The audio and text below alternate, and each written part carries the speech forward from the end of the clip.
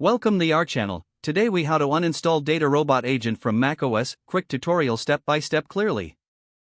To uninstall the DataRobot agent from macOS, start by opening the terminal application. You can find terminal by searching for it in Spotlight or navigating to applications, then utilities. Once the terminal is open, you will need to navigate to the directory where the DataRobot agent is installed. Typically, this is located in the /library/DataRobot directory. To change to this directory, type cd/library/DataRobot and press enter. Next, you will want to run the uninstall command. Type sudo/uninstall.sh and press enter. You may be prompted to enter your administrator password. Type your password and hit enter. The uninstallation process will begin. Follow any on-screen instructions that may appear during this process. Once the uninstallation is complete, you'll see a confirmation message in the terminal. After this, you can close the terminal application.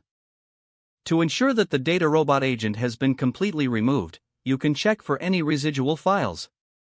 Navigate to the /library/extensions directory by typing cd/library/extensions in terminal.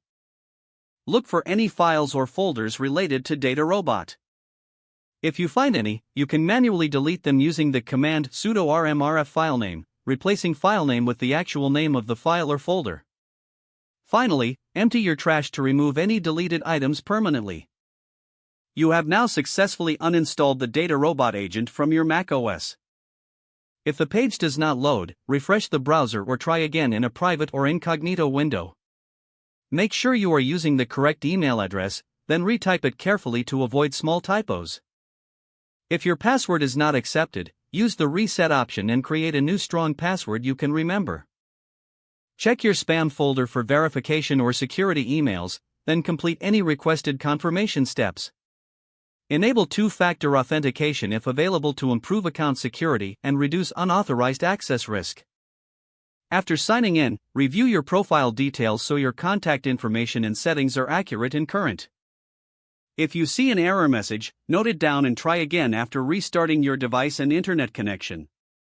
Log out when you finish, especially on shared devices, to keep your account and payment information secure. If the page does not load, refresh the browser or try again in a private or incognito window.